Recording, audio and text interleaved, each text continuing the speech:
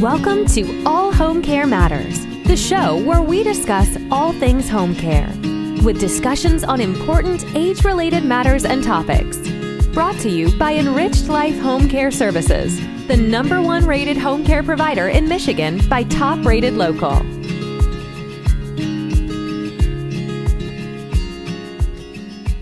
Hello, and welcome back to All Home Care Matters. If this is your first time visiting us here at the show, we want to say thank you for taking time out to be with us today.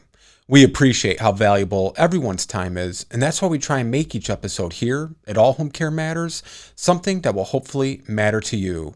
Today, we are excited to welcome a remarkable person and friend, Carrie Aalberts, also known as the Dementia Darling.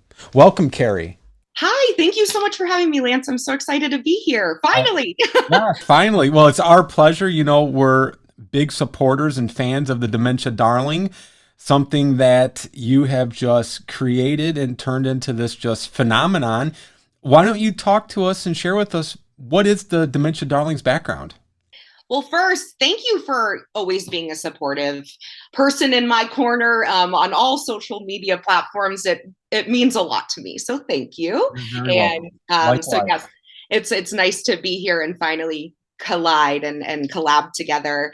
But Dementia Darling, we are actually not, it's me, but our community, Dementia Darling, is going to be 3 years old this month on the 19th. So I'm pretty excited that it's been 3 years that I just decided I wanted to create an Instagram community because I felt there wasn't anything really out there for dementia caregivers to easily find community resources, support, education, whatever it was that they needed. And I have been in the business for the last 10 years, just working in adult daycare centers and memory care centers and volunteering and seeing this community and seeing the amazing family and professional caregivers that are out there and wanting to help in some way. And, I would tell them tips and things and they would be, oh my gosh, mind blown. Like this is going to, be a changer for, a big game changer for me. And I'm like, why can't I figure out how to share this to more people? So it's been amazing what it's become. And just our community is so beautiful and it keeps growing, which is not a wonderful thing. I'm going to say that I don't want people to need dementia support. I don't want them to be touched by dementia. But the fact that the numbers are growing and that's just the reality, I'm glad that there's places online that anyone anywhere can find and feel support and not alone. And that's what we're about. What is it that inspires your work? Because we're going to have some clips that, we're going to share here in your interview, and people who may not be familiar with the Dementia Darling, they're going to kind of see how creative and engaging and just positive vibes that you give when you're creating these wonderful tips and clips. But what is it that inspires you? Is it the families? Is it making a difference? Or is it a little bit of both? Thank you. Yeah. A little bit of both for sure. The original inspiration for my life work is my grandmother who lived with dementia, and watching my father become her family caregiver, primary caregiver through those years was heartbreaking and beautiful, and just to see their relationship. But it was really hard to watch my dad go through that, and I was a young teenager, so I could kind of see it, but I didn't really realize it, and until I got older. And now I'm like, oh, I appreciate what he did so much. And so that's where it started, and my love of seniors. And I just honestly, like truly in my bones, that I was born to do this work and to help people in this community, whether you're living with dementia or caring for someone and loving someone with dementia. It is so hard, so hard. And people need to know they're not alone. And it breaks my heart that people still feel that they're alone in this. And so that's what motivates me, is to make sure that these people do not feel alone and that they know how amazing they are. And that they deserve to take care of themselves. And that's what motivates me, is that I need to get to these people and honor them for honoring these people in their life, and for the people living with dementia to honor them. Absolutely. And, you hit on it. They need it because, again, families that are going through the day to day, as you saw with your dad, they may not get that you're doing awesome or you're doing great or, just know it's going to be okay. And they need to have that sun, they need to have that pot of gold at the end of the rainbow just to get through sometimes those more difficult days. Because as you know, that's not always easy. There's days that, families tell us, I think I'm just going to have to give up. And then the next day it's a good day. And then they kind of rejuvenate. And, but it's a cycle, right? And that's a hard cycle to go through physically, emotionally, physically, and sometimes even financially if you're having to miss work and, all these factors that play into it, which, I think leads to the growth and the success and I'll say popularity of the Dementia Darling and what you're doing. And yes, I agree. It's not like it's something you want to be hugely, hugely followed because it means it's that many more people that are going through it. But at the same time, if the Dementia Darling wasn't there, what do they have to fall back on? So I think that's just a testament to two things, the tremendous work you're doing, but also just the sad reality is these families and caregivers, I don't want to, downplay it, but they have to turn to social media to get support. Where are these communities, right, in their own neighborhoods or their medical providers that are giving them the resources that they need? And sadly, far too many aren't getting anything other than a diagnosis. No, and I would like to, I want people to follow me that aren't caregivers too, because we need everyone to be aware of this. So when you do see people caring in your life that you can be aware of, how can I support them? How can I, just show them I'm here for them? Because that's, I think the big thing is society doesn't see that this is the hardest job. Right. And it is, people are struggling, like you said, financially. Don't get me started there. I don't know how people do it. And, it's hitting people of all ages. You're seeing that are becoming caregivers and having to completely change their life course. And they don't have support. And our friends and family, when you have a kid, we're like, we're there for you. Do you need a babysitter? Do you need this? But when someone becomes a caregiver full time, no one is like, oh, what do you need? Can I help? Can I bring dinner over? No one does that. So we need to speak up to everyone. And so I'm hoping that I can attract people that are even outside this community to say, oh, okay, what she's doing is kind of cool. Let me see, maybe I do know people like this and I didn't even know, because you probably do. You probably do. Absolutely. So just curious, since, you got your inspiration from your grandma and also, seeing your dad be the primary caregiver, what's your dad think about the Dementia Darling? He's so proud. It's really cool. He's a public speaker. So, he was a business law and ethics professor. And so he talks about stuff, goes right over my head. And now I can do the same to him. But no, I'm just kidding. But it's just so cool to see like how I can follow in his footsteps, speaking in front of people and trying to educate, and him seeing that I do it in the name of him and my grandmother is just, it's amazing. He's just like, I didn't even realize you noticed what I was doing. And like, look at what it's done, and impacted my heart forever. So, and I'm sure he's extremely proud. It's got to be a wonderful memory and, honor for him. So Dementia Darling is your creation, but you also have a day job and you work with IN2L and Life Loop. A lot of people may not recognize those names, but may have come in contact with their services and not even realize it. Why don't you share with us what your day job's like? Yeah, thank you for asking. I love my day job. I am really blessed to work for such an incredible company because I actually used IN2L. So IN2L stands for It's Never Too Late.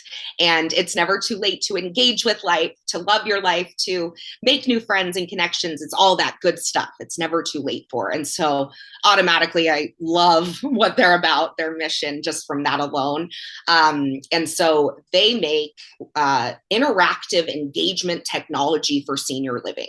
So anywhere from tablet sizes to 75-inch touchscreen engagement systems with 6,000 pieces of content on them to engage with. So resources, travel, exercise, anything you need. So there's that. And then LifeLoop, who we merged with this past year, is like a non-medical EMR system. So they keep everyone connected on the other side of things in the building, from residents, the families, and the care staff. And so everyone can connect via an app, on their phone, and they can do transportation requests and maintenance requests and activity attendance and keep photo albums. I mean, it's just incredible, both of these products together, what it can bring to senior living facilities. And didn't you recently also, you have your blog now featured on the website? Yes. So, oh my gosh, Lance, I gave myself 10 years to get on that to get on the IN2L system. I was like, when I started last year, I was like, your goal is to get Dementia Darling content on these systems. I mean, we have over 10,000 of our systems across America and Canada. So I was like, I'm going to get in here. And it took me 8 months. And so I'm in my third month of a blog series called Spectrum of Care. And it's a blog series and then a video, and they both go on our systems all over. And so people get to watch them at their workplace for staff support meetings and educational meetings. They can meet and do that. And also they can ask me questions. So we're doing like Dear Dementia Darling, like Dear Abby. So it's really great. It's been so fun to be able to integrate that into my daily job, because Dementia Darling is me. Like, it's everything I do. So having a job that actually acknowledges that and takes it and encourages it and loves it is such a treat. That's amazing. What is your goal with Dementia Darling? What is your long-term goal, short-term goal? What's the plan? So many plans in my head. I'm currently talking with some places about figuring out some investors, because, man, it's hard and I need it, because I don't know how I'm going to do this. So that's kind of where I need to go. But because my main goal is, like I said, my mission is to make sure no caregiver ever feels alone. So my goal with Dementia Darling is to be able to travel all over and create community for caregivers in their community, and have like events where you can come together and bring your loved ones, and there's a room for respite with IN2L systems and caregivers to take care of them. So you can be in the other room and meet people in your area that you can lean on. Yeah. And because people need that tangible support, right? It's great having online support, but level it up. Let's see who's in our neighborhoods that are in the same position as us, and we can help each other physically and be there. So creating community and going and just giving as much education as possible. I want to create a dementia-friendly world, and I love the program Dementia Friendly. My goal one day is to utilize, parts of their education and make parts of my own that I can go in and educate hospital staff, educate firefighters, educate hair salon staff, anyone about how to be sensitive to the dementia care community, people living with dementia and the caregivers. And it's going to make people feel more comfortable coming to your business, being in your care. Nice. So I want to create these spaces where people can learn and actually have it come in person and not just a video, that's been, from the 80s, everyone's still watching. I want to give really good interactive trainings. And then eventually, my goal of all goals is to have darlings all over the world that are vetted beyond belief, and they provide free respite for caregivers. Wonderful. Through grants and things like that. But I want darlings all over the world. Little baby darlings. Little darlings. And I fully expect that we will see that in the future. I don't doubt that for a minute. Thank you so much. You're very welcome. So let's talk about why the engagement matters for dementia. Because a lot of people, I think we come across this because we service the bottom half of our state, and we're in a lot of communities helping a lot of families. And for us, one of the most common themes we come across is, well, grandma or grandpa or my wife or my father, whatever the relation is, they have dementia, so they can't do this or they can't do that. And we're like, no, you need that stimulation. You need that engagement. Why don't you share for viewers and listeners why engagement matters so much for people with dementia? Engagement When people say that, that is one of my biggest things, is when they say, what's a myth you hear? And it's that people with dementia don't need any enrichment. They don't need this stuff anymore. Life is not over after a dementia diagnosis. First off, never. It's not over. This is opportunity to, you have to alter how we do some things, but there is engagement, there is love, there is light there. So engaging your loved ones is huge, because we keep the mind active. We keep that cognitive stimulation going, whether it's social stimulation and being around people. This is huge for our health. We saw that with the isolation effect with COVID. I mean, more seniors died from isolation, right, than actual COVID. And so we see now, through that horribleness of it all, in our field, we're really seeing that these administrators of senior living is finally waking up and saying, oh, this is important. We have to engage our people, because they could see the difference in them not having people coming in to do music and, be there to engage them. Everything goes down with it. So when you're not engaging someone, their dementia is going to progress faster. You want to keep people active. So you're going to keep them mentally active, physically active, spiritually, socially, and then occupationally. So we do things that are personally important to them. So if they, care about feeding the homeless, you make it a way for them to pack lunches so you can give to the homeless still. You make ways for them to do things that they did in their careers that really meant something to them. There's ways to connect with people, and that engagement keeps us going. It keeps us feeling seen, and that person-centered approach to people living with dementia, and finding what is it that they love, what is it that is going to bring them to this moment, whether it's through music or dance or art or whatever it may be. Engaging them is, I think, the most important thing you can do for your loved one. And it doesn't have to be 24/7. That's the thing, is people think, well, I don't have time for this. Of course not. Of course not. I don't expect to be engaged 24/7, but we need to see those moments and find those moments of engagement and connection with our loved ones, and try to make these experiences available to them. And and offer them to them. And they might not always take that chance, but when they do, it's really special, and it's so beneficial to everyone involved. Absolutely. So here's another one. My grandpa has Alzheimer's. He doesn't have dementia. Carrie, what is dementia? Oh, goodness gracious. I know. And this is a testament to how we're not giving families correct information. Serious gaps in the system. Oh my gosh. And the statistics of physicians who feel comfortable in geriatrics and with this stuff is alarming. And yes, it's really sad, because we're always, it's great having the Alzheimer's Association. Do not get me wrong, I'm obsessed with them. But we need to have more options that are specific to all types of different dementias. And so, because there's this misconception that Alzheimer's is this own thing on its own, and that's what everyone has, or what, I don't know what this misconception is, but it's been the main word, right, in our community. So dementia, though, is an umbrella term of general symptoms of losing skills of memory, problem solving, language, and things like that. You're going to be losing these cognitive skills. It's not just memory loss. It's not just, oh, I forgot my keys. It's, you can see personality changes. You can see a lot of different things in these people. So dementia is this general term for these changes and these symptoms. And Alzheimer's is the most common cause of dementia. So Alzheimer's is the most common one we see. It's the most common type.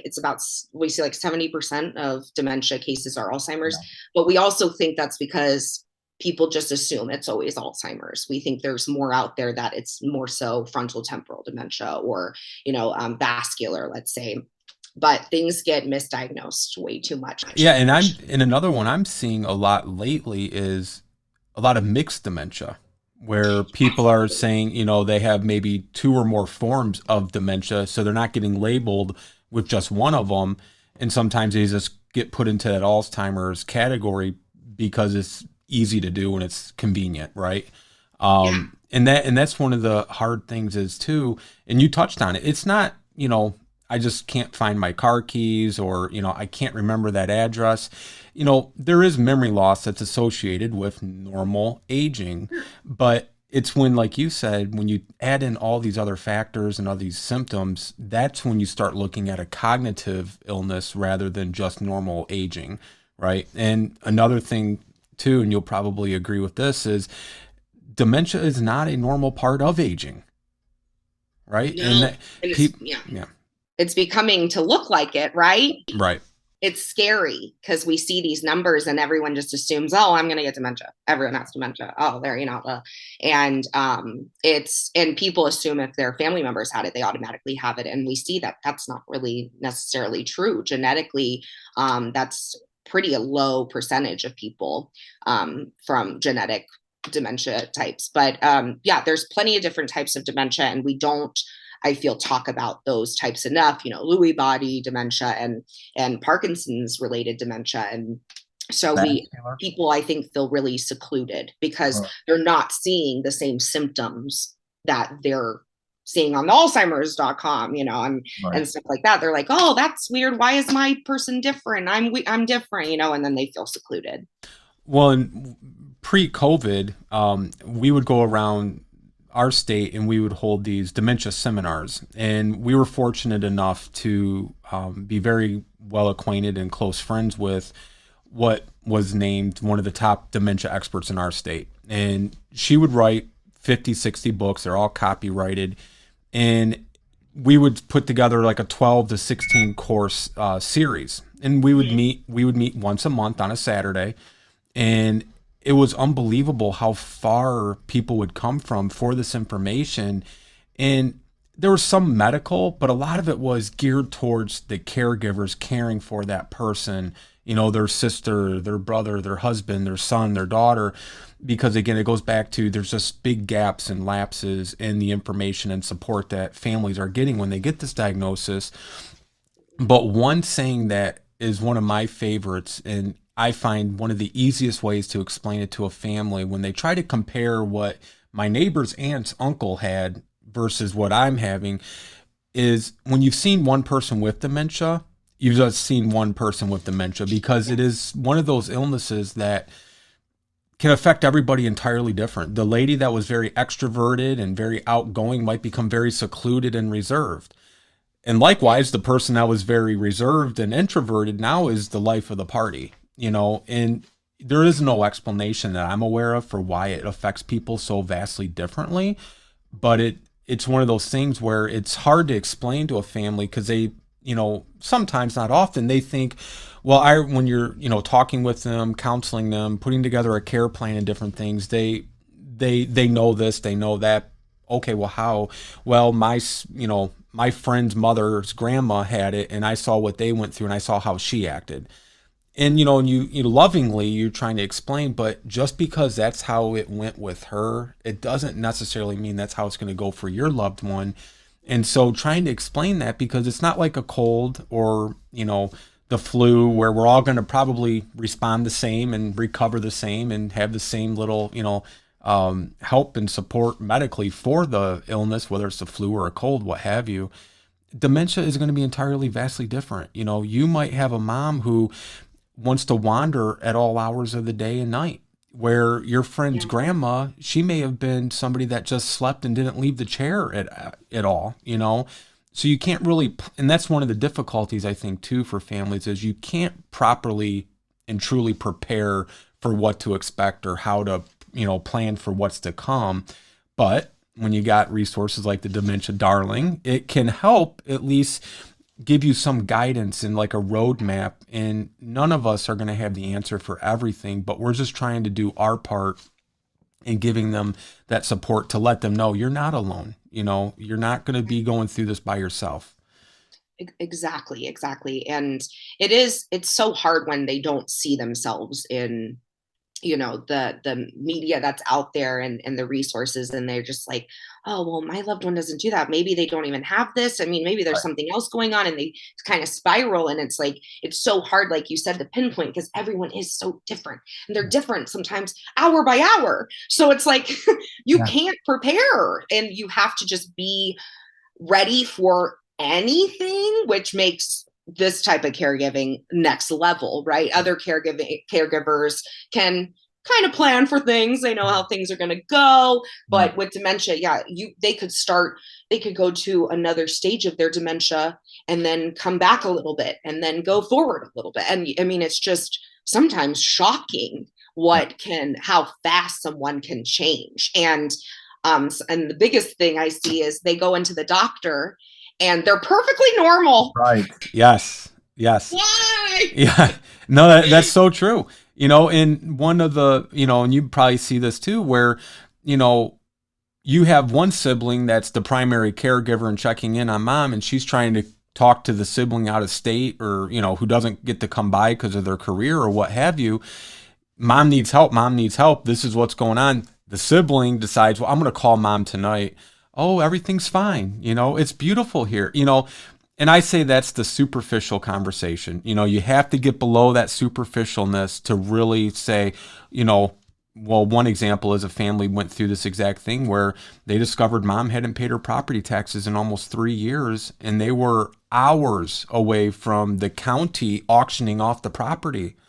And the son, who lived out of state, he said, I never had any idea. I would call mom once a week, on the weekend, just to check in, and everything was normal. She didn't give me any indication, but it was, hey mom, how you doing? And I'm doing good, just a little chit chat, and well, all right, well, I'll talk to you next week, have a good week. That doesn't really give you anything, because they can kind of, they're almost, compensating, right, to get through that phone call, whether consciously or unconsciously, to just, I'm showing people I'm all right, because I believe they do know when there's a problem before anyone else does, even though they may not acutely be aware, right? But their body's letting them know, and so they can kind of muddle through it. And sometimes that's a real disadvantage for families as well. Absolutely. And like you said, with that service level, that's why it's so important to really take the time and talk to our loved ones, and not assume things and like, oh, this won't happen in my family. It's fine. They're fine. This would never happen. It didn't happen to my grandparents, whatever. We have to check in on our loved ones. And if you aren't there, find someone that's near them that can reach out, that can stop by and just see, is there, those notices on her front door she's not telling me about, that the bank's coming to sell this thing, or just something. But it's really important, if you're long distance and you can't come, or even if you're not far but you don't feel comfortable going, finding someone that can put eyes on this person is huge. Right. And just all our seniors, you should just look out for the seniors in your life, whether they have dementia or not. And just keep tabs on them. So what about for the caregivers, Carrie? Why do you feel that the self-care for the caregiver is so important? Because oftentimes they neglect their own care. They put off their own appointments, whether it be healthcare appointments, going to get their hair done, anything for themselves. They almost feel guilty because they're taking away from the care that their loved one needs. And that's to be commended that they care to such an extent, but at the same time, they need that self-care. Why is it so important? Well, we see that like studies show that people that are taking care of people with dementia often will pass away before their loved one with dementia. And it's like large numbers. I've seen different numbers, so I don't like to say, but I've seen very large numbers with those studies. And it is mind-boggling how, especially with our older spouses caring for another with dementia, they often pass away because they didn't go to the doctor themselves. I met a woman that gave herself a heart condition from the stress. Wow. And that's why she had to bring her husband to the place that I worked to live, because she was literally going to die if she didn't stop caregiving. And she's still 24/7 caregiving in her head. You never stop that. And so you're still a caregiver 24/7, even when your loved one moves somewhere. But that self-care aspect is just so important, because unfortunately, like we said earlier, people think dementia is a normal part of aging, unfortunately, people think burnout is a normal part of caregiving. Right. And it's not. And they just think, oh, that's just part of it. That's going to happen. I'm always burnt out. Well, that's not normal. That's not what we want to get to ever. And so that's why, respite care and taking time off is so important. But unfortunately, it's not possible for so many people. Right. And it's just too expensive. And, you meet people that haven't had a break, even a couple hours, even in years. Yeah. Years, especially with the pandemic, years. And you can't afford to get someone to watch them all day or overnight. And then if you can, do you trust that caregiver? Maybe not. It's hard to find people you trust. And you can't even necessarily go with all the companies because you don't know how much they're vetting, because it's so hard just finding people right now. So they're taking everyone they can. It's just a really difficult process. And so these caregivers don't feel they even have the option. It's not even an option to have respite care, to have a break. And so everything else gets pushed off because they never have the time for it. And, I see these caregivers that do like elaborate, bedtime routines for their loved one with their, the essential oils and the spray on the pillow. And they do this whole thing, and then for them, they're just like, well, in bed and nothing's done for them. And it's like, you need to put the same care you put into them as you put into yourself, and you deserve it.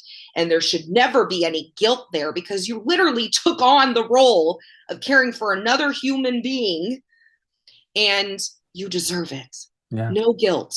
There's no guilt for ever needing or wanting to put time into yourself, even if that's just eating a full meal, which is seldom for these people. And for sandwich caregivers and the triple decker caregivers, don't even get me started. But it's just really a shame how prominent burnout is for caregivers. And I see why.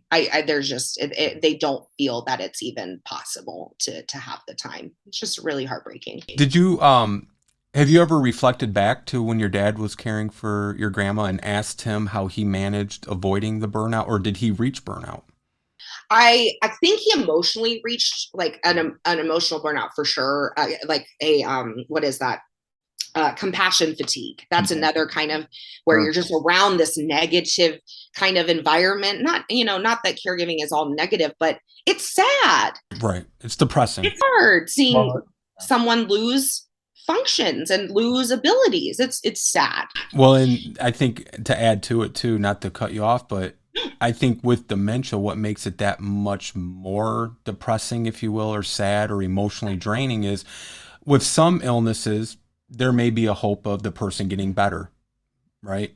Or, let's say it's, open heart surgery and the person's got to rehab, for 6 weeks. And then at home, you got to watch them for a few weeks. There's there's progression moving forward, getting better. With dementia, there is no getting better. If anything, you could say every day you're getting close to it getting even worse. And so I think that also weighs on people. Did your dad, did he have any? He always said that my mom was like his rock through it. And just like, he always said, like, I made sure to talk to your mom about things. And if I couldn't do it, I would have her go and visit if I just mentally couldn't go that day to visit. So he leaned on my mom a lot. He kept it. I need to ask him that again as an adult, because I feel like, as dads normally do, keep it in and don't talk about it a lot. And he didn't, make us feel like he was I don't remember him feeling overwhelmed. I do remember driving during Thanksgiving once. I was like 12, maybe 13. And my grandma was with us, and she had an accident all over the back seat. And I had no idea what that was going to happen, or anything about dementia at that point. So I was like, oh my God, it's just stupid teenager. And I remember that really stressed my dad out, because we're on our way to California from Vegas in the middle of the desert, and that happens. And I think it was really rattling for him, because to see your mom like that, first off, in a vulnerable position like that, and I think that must have been one of the first times that happened, because I remember it being very just upsetting for him. And my mom and I took care of it more so, I believe. And yeah, I remember that. And it's so hard because, especially with kids, because I feel like, how do you explain to them, like, these things might happen, but it might not. So I don't know. Like, and it's just so hard, but just explaining, things might look different sometimes with grandma or grandpa. And we just want to support them and try to help direct them to the right things if something looks confusing or blah, blah, something like that. But it's so hard to explain that. And I wish I was older at the time so I could have supported my dad and been more mature about it and been a support. But yeah, I think he really, really had my mom to lean on, which I'm glad. Good. Well, and you touched on something. What does Dementia Darling have any tips for explaining dementia to children? Because, one of the things that we come across quite often, and you may experience this too, Carrie, is families already, a lot of times, if they don't have a healthcare background, if they're not versed in understanding dementia and, all the different things that comes along with it and being a caregiver, now you add that extra component in there where you have children. Now they're asking you questions about grandma or grandpa that you may not have the best answers for. Yeah. What do you recommend to families who have children, how to explain that to them so that it's on a level they can understand? Absolutely. I'm going to make a post about this now. So thanks for the idea. I have a few posts about books that are out. There are amazing books. And I feel like they're coming out more and more lately. I'm really impressed. So there's different ones you can choose from, but I will have to share them with you so we can link them or something. Yeah. But I know of at least like 5 books that I've been super impressed with. There's one from Australia. Dancing with Memories. Yes. I love that one. Yeah, we had Sally Ewell, Professor Martins on maybe 6-7 months ago, and they actually gave us a couple dozen books that we gave out to listeners and viewers because that is, wonderful people first and foremost. And the book, I have a young daughter, and we have our kids read books every night for 30 minutes because they have a reading calendar. And actually yesterday, my wife had said, "Oh, look at the book that she read last night," and it was Dancing with Memories. It does a great job, but that is one thing I think is also not nearly discussed enough, is helping children to understand it. Because, in no fault of your own, because I would have probably done the same thing as a 12 or 13-year-old. I would have been grossed out and, kind of freaking out in the back seat. I think that's normal, expected behavior. Yeah. But I think let's say, a family goes into a restaurant and, grandpa's with them or grandma and has dementia. Then you have some, more immature children in the booth next, and, grandpa's having a scene or getting food. I think children need to be educated about it because, like you said, you look at the numbers and it seems like everybody is now developing dementia. And these people, it goes back to your point about there needs to be better awareness, because it's not just the children of these, adults getting it, but the grandchildren and the nieces and the nephews, so that they have a better appreciation and they can, one, respect that person's dignity. That's one of my big points, is always, just because a person has dementia doesn't mean they don't have dignity. Yes. Love that. Yeah. No, and that's why actually, so my first ever job was in Reno, Nevada at a intergenerational adult daycare center. And this is what solidified my love of this. This is what just was like, this is it. This is my life's work. It was a preschool and an adult daycare center in one place. So the kids would come over and see all their grandmas and grandpas twice a day. And these kids grew up with such an understanding of these people. And they would come in and they weren't scared of wheelchairs. They understood how to walk next to a walker and not get in the way and trip grandparents.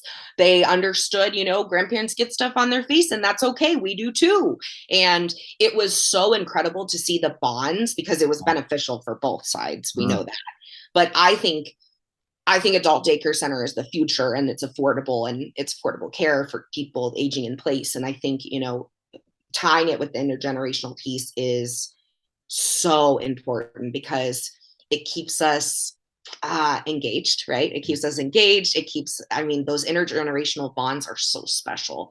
And so that I just saw the benefits of that for everyone, and how, kids can be really cool about things if you just tell them and you say, it's okay if grandma and grandpa are doing some different things. That's okay. But if you see them, do something dangerous, you want to tell us and you're going to help them, or, but it's okay if they're being silly. And, it's just things like that you can explain to someone, to a kid, and they will understand and they'll learn. And you can start at these really young ages, just introducing them to this.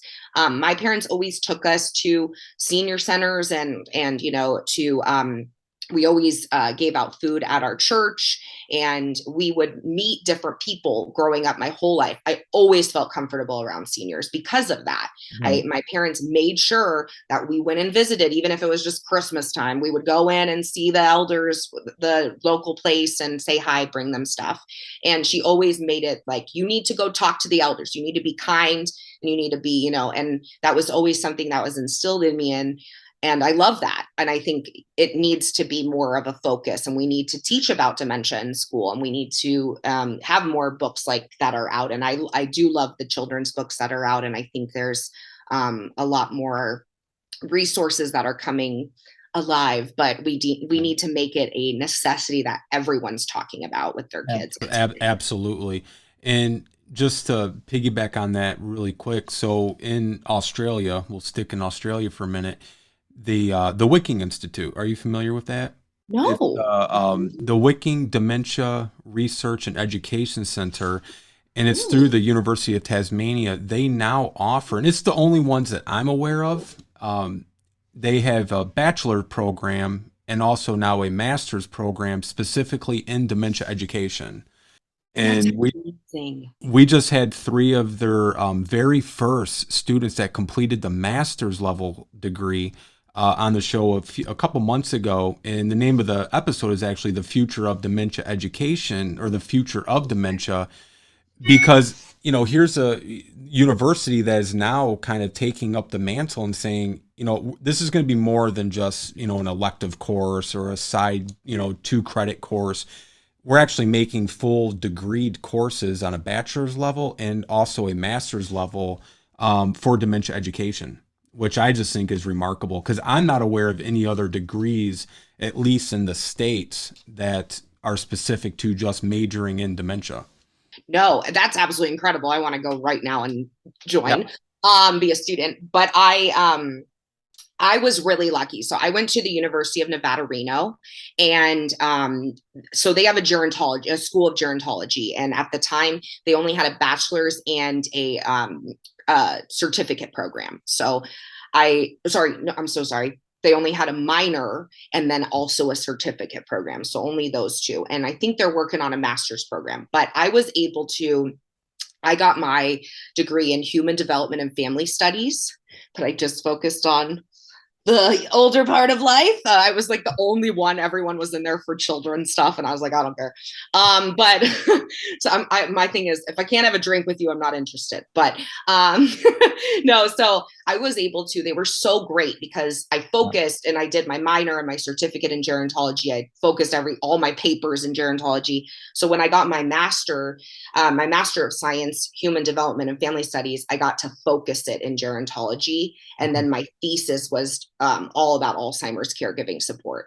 So they really allowed me to kind of make it what I needed it to be, because they saw my passion, which was amazing. So my master's program was focused all in gerontology, all my classes, like all my papers. If it was like a general class on mental health, all my papers would be about the aging brain and mental health. So I was able to really do what I needed to do, which was such a blessing. And I met such amazing professors in the gerontology world through it. And they're growing so much, their school, and they really care about seniors and the dementia community. And I love the tagline for the school. It's aging, everybody's doing it. So I like that one. That's good. It was great to be a part of that, and I was able to at least study because there weren't master's programs focused in this stuff. Right. I think the field is gerontology as a whole, and everything that can be under that, I think, is just growing by leaps and bounds. I mean, it's needed, and I think there's a great interest. I mean, one of the things I want you to touch on real quickly is the success of Dementia Darling, I think, is one due to the passion that you obviously bring to it every single day with every single thing that you do. But I also think you're reaching an audience that others that are doing, I don't want to say anything similar because there's nothing similar to the Dementia Darling, but other people that are, you're welcome. But there's other people doing posts about dementia, caregiving, things like that.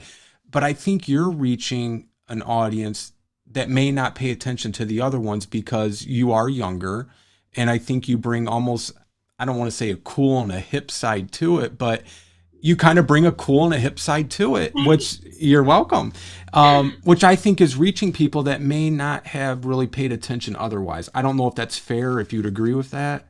No, I love that. And I hope so. I want to get to people that don't normally think about dementia. And I hope I kind of lure them in a little bit with my coolness. No, I'm just kidding. I don't feel cool, but I think it's, that's why I love a lot of my friends, they've gotten huge, the caregiver friends that show their actual caregiving of their loved ones. It's gotten huge on TikTok because I think younger people want to know and they want to learn, but they don't know where to go besides TikTok and Instagram, right? Wow. And so I'm glad that I can be one of those people. And that's why I love working with Hilarity for Charity, HFC, because they're all about getting to these younger populations and trying to help them protect their brain health, but also help them through their caregiving. Because I'm meeting 19-year-olds who have to choose between going to college and caring for their mother.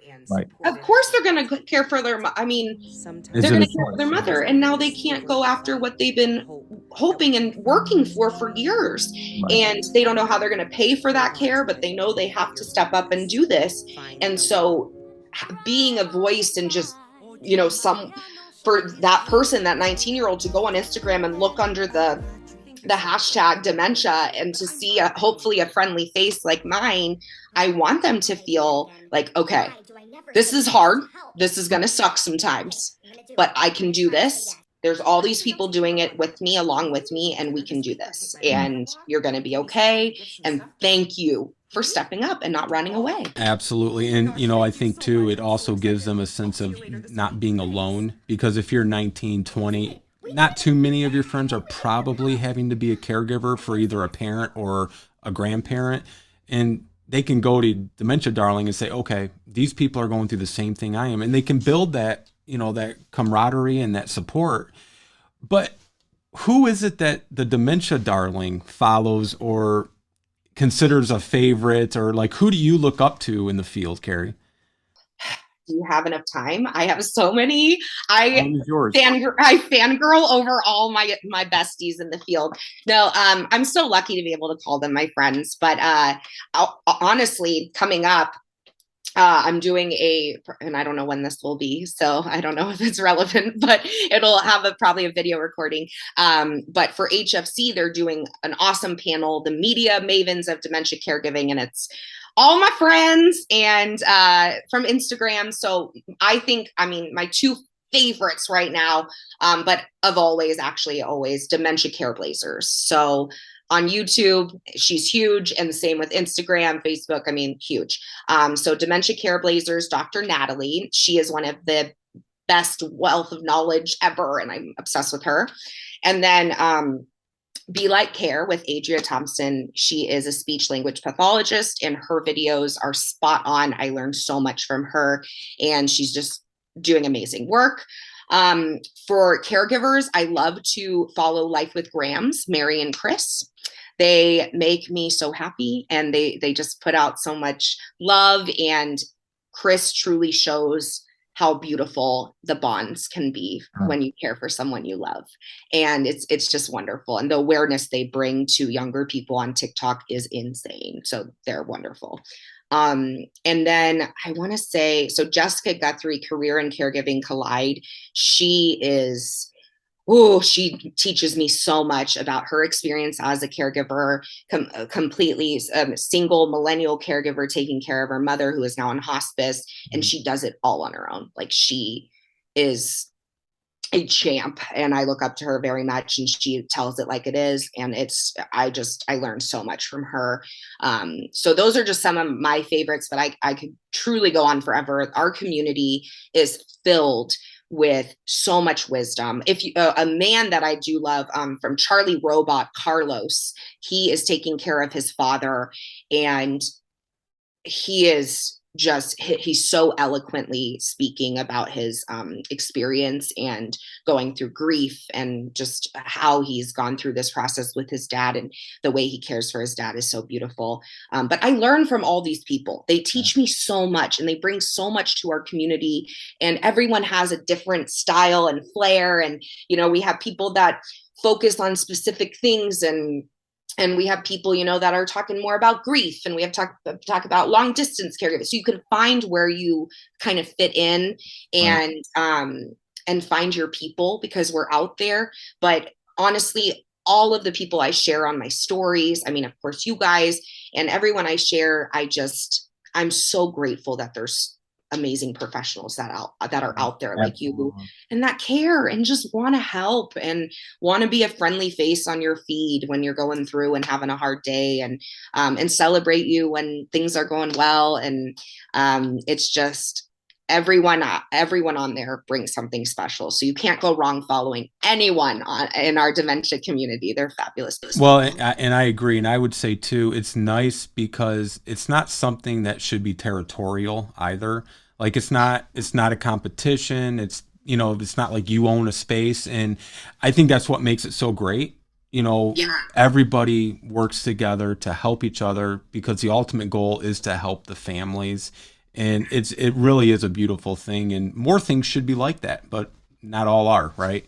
I agree. And I love it too, because, because you can't look at, they have more followers, and be like, who cares? First off, I don't want this many people to need dementia support. I wish I had 0 followers sometimes, like I wish dementia wasn't a thing. Exactly. But so like, however anyone is growing, I'm happy, because that means more people are getting help, and more people are getting at least some support, and seeing that they're not alone. So I love seeing them grow. I love supporting their pages, and yeah, there's no competition. It's just, we want to help people. There's too many people that need help, and there's not enough of us. Yeah. And so yeah, I'm going to keep posting until dementia's gone. We'll be right there supporting you while you do it too.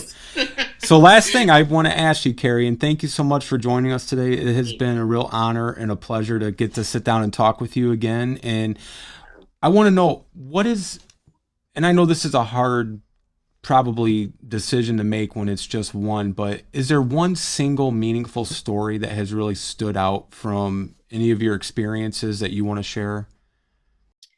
Well, that's a hard one. It could be 2, but no, you're good. No, I just have one. The first one actually that just popped into my head is kind of what solidified that this is my, like I said earlier, I knew working at that intergenerational care, adult daycare center, that solidified like what I do. But this moment there with this gentleman is what I was like, this is it. Like, this is why I'm here for sure. Like, was this moment there. So this gentleman, we did a senior prom, and there's too many women, of course. So I dressed up like a man. So I was like try to be in a suit kind of, but I still was dancing with my date Bill. And I remember dancing with him, and I was so happy. I still have a picture. He has a bow tie. And we were dancing, and we had a band and everything. So it was fun. So we were slow dancing, and he whispered in my ear, and he goes, "You make me feel alive again." And you make me feel alive again. Like, how I started crying automatically, of course. And that's been a moment. I mean, I was 21 and I'm 30 now. Like, I remember that moment like it was 5 minutes ago. I mean, it was such a prominent moment in my life when he said that to me. And I remember just hugging him closer and just holding on. And I was just like, I love you so much. And I tried to make sure, in my whole career, I always try to make sure every resident, when I'm with them or see them, I say, I love you. and I get contact, hold their hand, touch their shoulder, I love you. You know, just so if that's the one person that day that says it, at least someone did. And so I always, you know, but I remember holding him closer and I just said, oh, I love you so much. And it was just, I just will remember that for the rest of my life. And I remember after that shift, I called my mom and I was crying. I go, guess what he said? And she's like, you're exactly where you're meant to be. And I was like, I know. That's beautiful. Yeah. So yeah, I'll always remember that. Well, thank you for sharing that. And I just, again, thank you so much for being here with us. We're going to have all the links so that people can find your blog on IN2L, your Facebook, your Twitter, your LinkedIn, the Dementia Darling official website. And just keep doing such a remarkable job, Carrie. Thank you so much. Thank you so much for having me. I appreciate you guys and what you do and how you support people and you raise awareness and get education out there. You're so important and needed. And I love how many people you reach. It's insane and it's incredible. And it's going to keep growing, baby. I'm so excited for you guys. And I can't believe I'm here. So thank you. Thank you. I appreciate all that you do. Oh, you're welcome, Carrie. Have a great day. Thank you. Bye, caregivers. Thank you, caregivers.